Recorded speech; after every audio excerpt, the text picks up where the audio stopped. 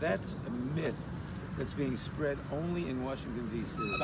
Folks, I don't know how you behave when you are arguing about a refund, but this is how they do it in Memphis. Watch this girl here. This is at a putt-putt facility, and you can see that these aren't people, these are animals. This girl here is the main problem. I'd like for her to be identified. She causes most all of the destruction. She starts actually throwing steel pipes at the workers there, messes with the computer. This is definitely felony assault here and felony vandalism for sure, folks. She continues. She won't stop, folks.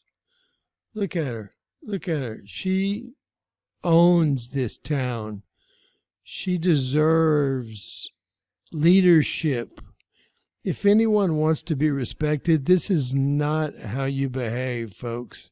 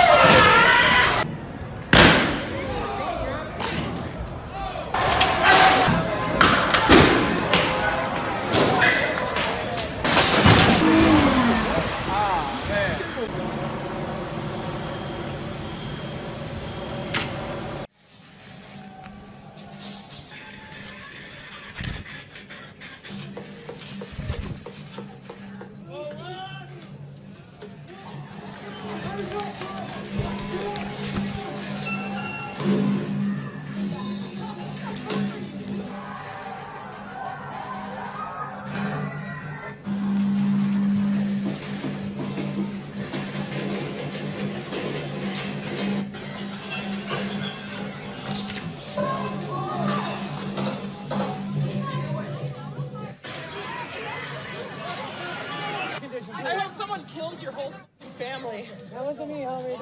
I hope they kill you too. I hope someone burns down your whole precinct with all y'all inside. Can't wait to see it. As you can see, that is anything but a peaceful protest. The first duty of government is to protect the safety of our citizens. That's what Attorney General Barr said when he was here at the White House just a few days ago. For 55 days in Portland, Oregon, we've seen lawlessness, anarchy, and destruction that threatens peace in our streets and the safety of our fellow American citizens and the safety of our brave law enforcement officers. Yet some Democrats and some in the media continue to ignore reality. As Portland's Democrat Mayor Ted Wheeler tweeted, quote, "What I saw last night was powerful in many ways. I listened, heard, and stood with the protesters, and I saw what it means when the federal government unleashes paramilitary forces against its own people." That was a quote from the Democrat mayor, who quite literally stood in the middle of a riot as violent protesters attacked a federal building. That is appalling, and Mayor Wheeler's clearly failing at his duty to protect his streets and his city there in Portland. The federal government has a sworn duty to uphold the laws of the United States.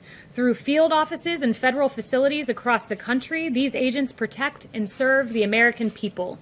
Yet the rhetoric of the left undermines our justice system, with Nancy Pelosi calling them stormtroopers, Jim Clyburn calling them the Gestapo, and Wheeler using the term paramilitary forces.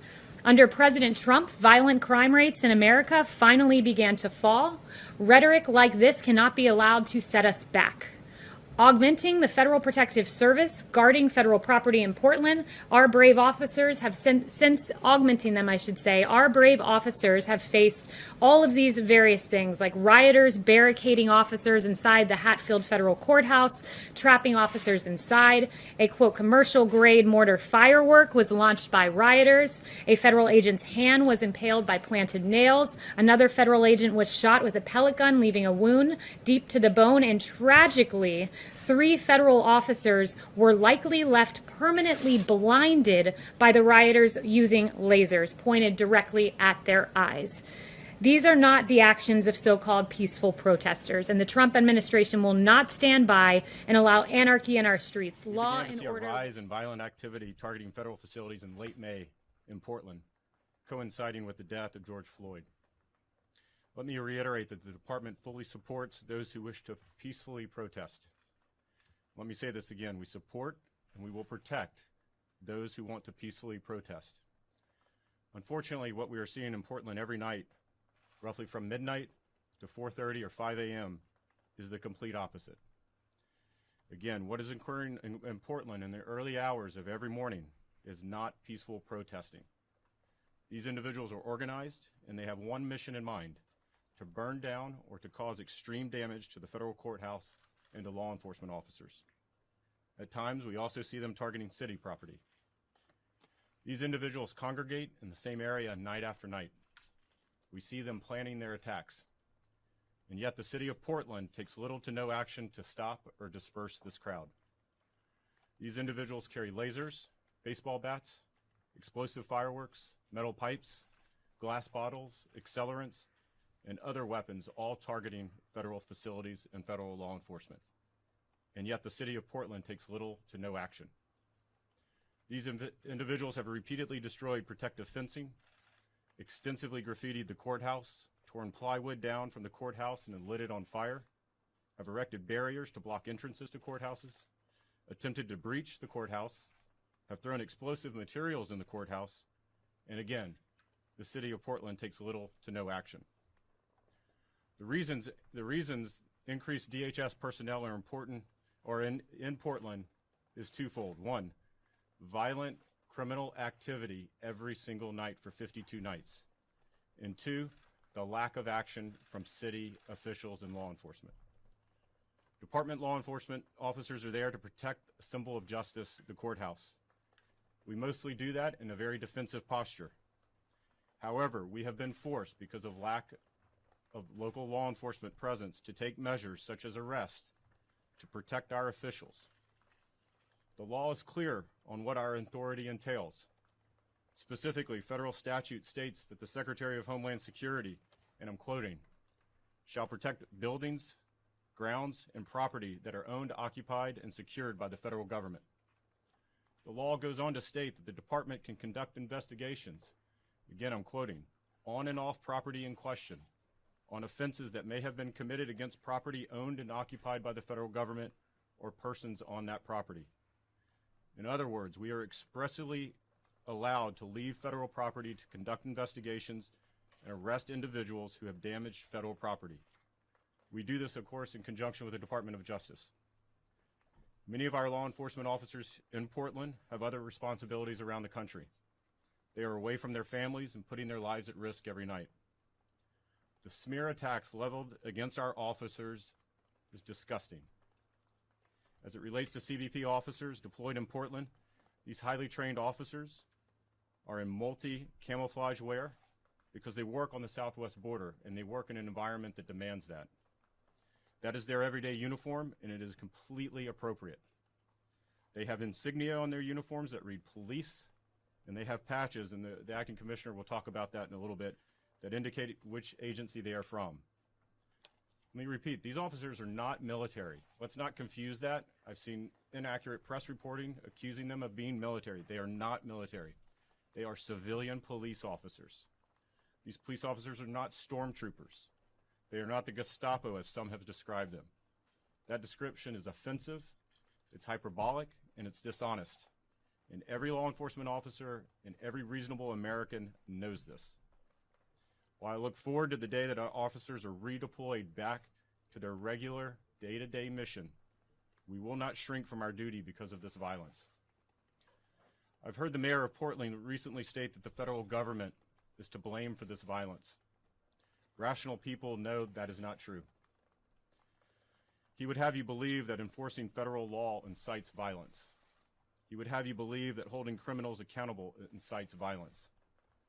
In the last 52 days, Portland has declared a riot on numerous occasions because of this nightly violence. And while this action helps, unfortunately, they only take this action when city officials or local law enforcement are targeted, not federal. Individuals July trying to set 3rd. fire to a building are no longer protesting. They are criminals. I, or any other senior official at the department, has no problem with peaceful protesters. Said that a couple of times, I'll say that again. Second headline, unidentified federal agents are detaining protesters in Portland. Again, inaccurate and false. As you've heard I say, you'll hear Acting Commissioner Morgan say, all officers are identified as police law enforcement officers. We are only targeting and arresting those who have been identified as committing criminal acts, like any other law enforcement agency does across the country every single day of the week. We all have a responsibility to condone the violent activity that is occurring night after night. I was in Portland last week.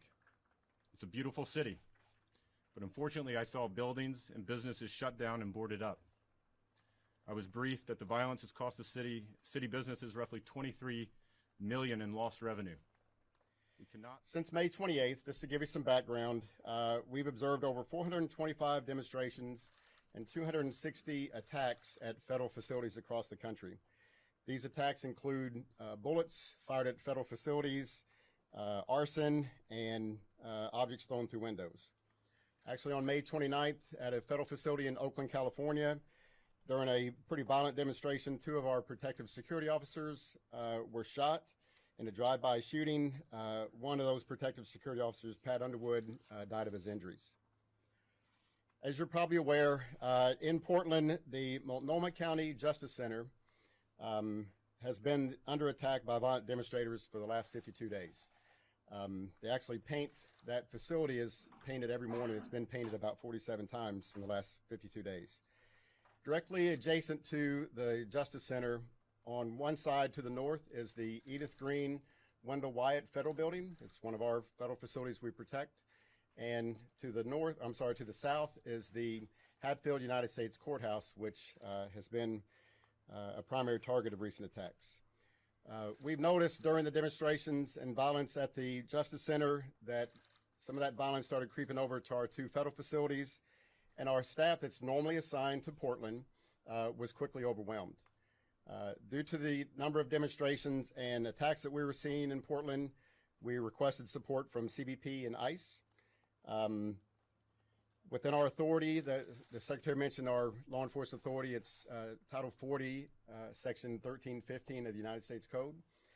We have the ability to cross-designate DHS officers and agents with that authority when we need their assistance to protect a federal facility. There's a process to do that. There's Attorney General guidelines that were established in 2005 on what is required for someone to have that 1315 authority. So we have to ensure that the training of those officers and agents are meet the requirement of the Attorney General guidelines. And secondly, we have to provide those other DHS officers and agents with specific training on FPS authority and jurisdiction so they know what they're responsible for. Want to highlight what took place over the last 24 hours. This has been a recurring issue in Portland. So typically between the hours of 6 p.m. and 11 p.m., see peaceful, a normal demonstration that you might see, a march, social advocacy, and FPS, we deal with about 900 of those a year. It's a pretty simple process. We coordinate with the group. We provide an area for them to do their demonstration. And then once they're done, we clean up and they go home. 900 a year, 99.9 of those are peaceful. But last night at midnight, violent demonstrators blocked the streets around the Hatfield Courthouse, the Justice Center we mentioned earlier, and the Edith Green Wendell Wyatt Federal Building. So the streets were blocked. At 12:55 a.m., we observed someone taking pictures of the water intake system at the Edith Green Federal Building. Later that night, a Twitter user tweeted, "So we can now shut off the water to the buildings the feds are staying in to make it a nightmare for them."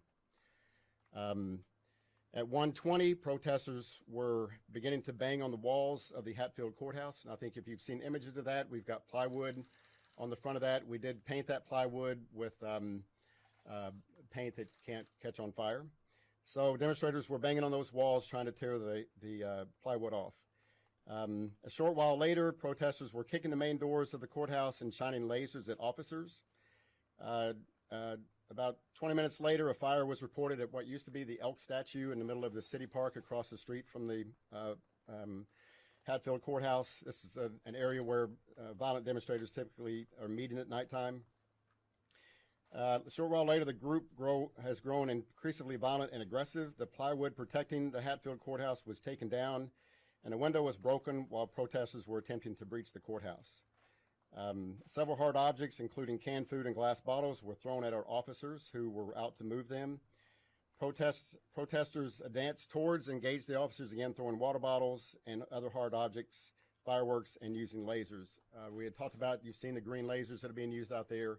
We have 3 officers who currently have eye injuries, and they may not recover sight in those eyes from those laser attacks. We have purchased anti-laze glasses, if you will. These are glasses that the officers are wearing now to prevent those eye injuries. At 3:29 this morning, the protesters smashed the glass of the courthouse with a fire extinguisher and attempted to throw commercial-grade fireworks inside the courthouse through the broken glass. Once again, our teams went outside to push them away from the front of the Hatfield Courthouse.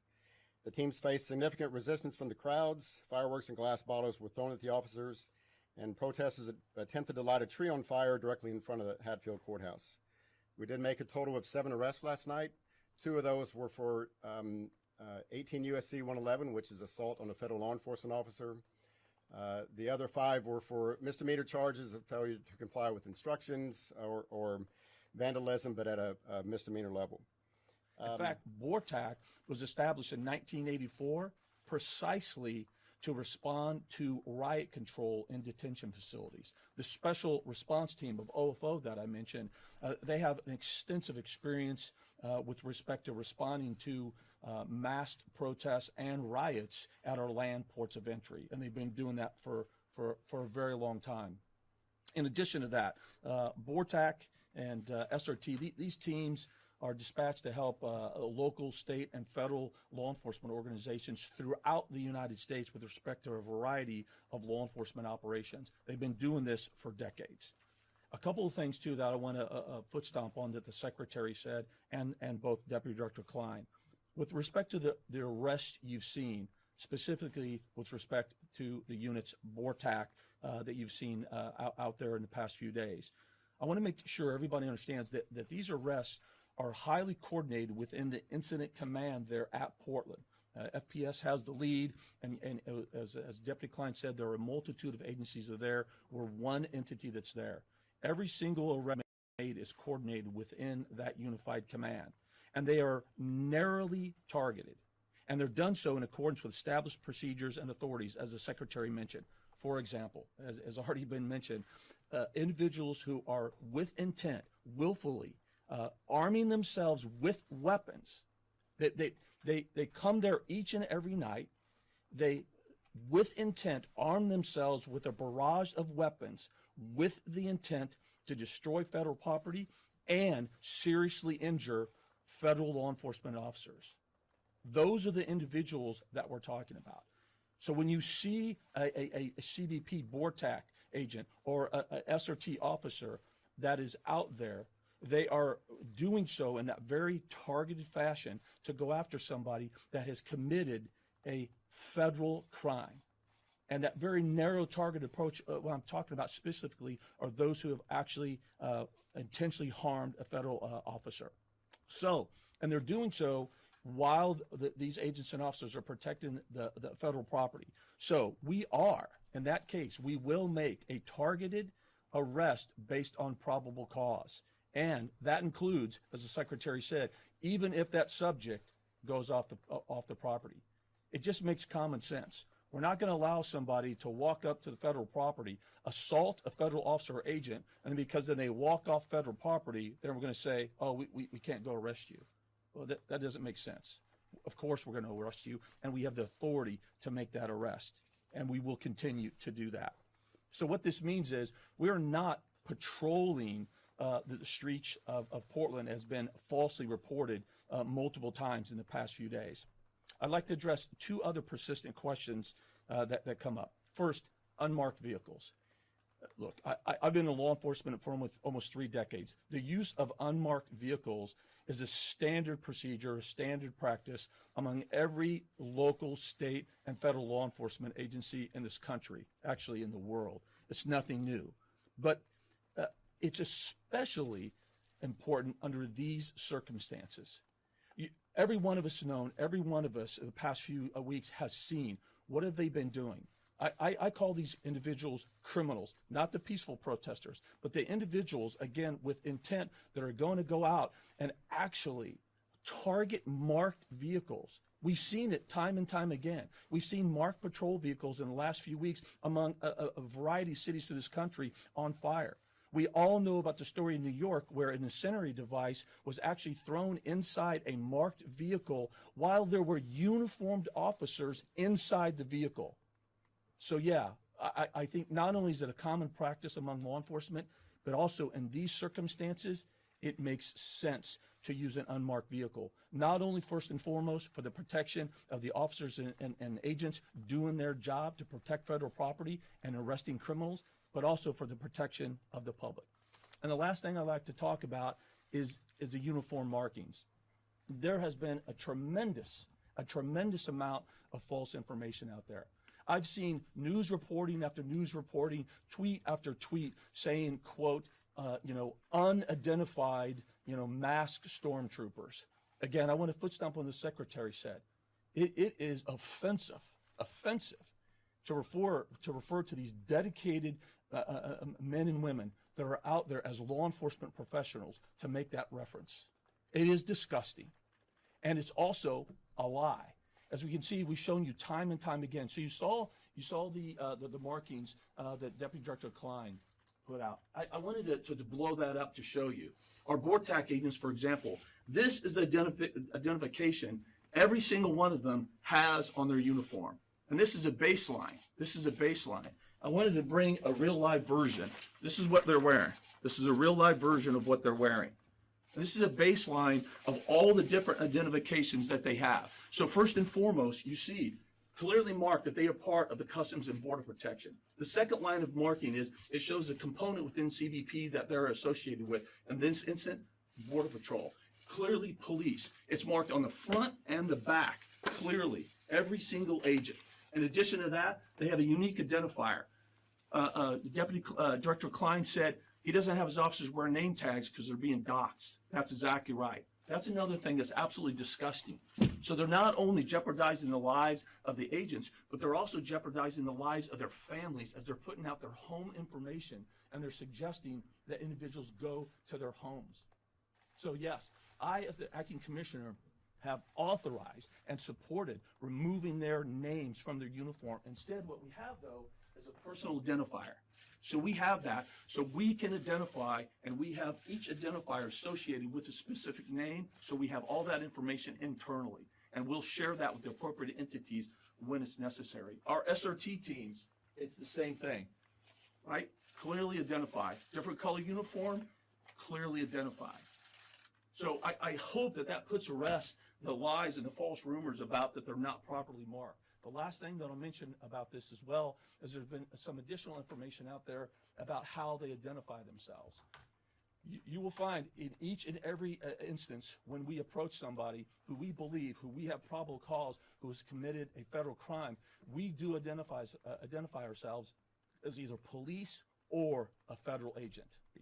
It just makes common sense. We're not going to allow somebody to walk up to the federal property, assault a federal officer or agent, and because then they walk off federal property, then we're going to say, oh, we can't go arrest you. Well, that doesn't make sense. Of course we're going to arrest you, and we have the authority to make that arrest, and we will continue to do that.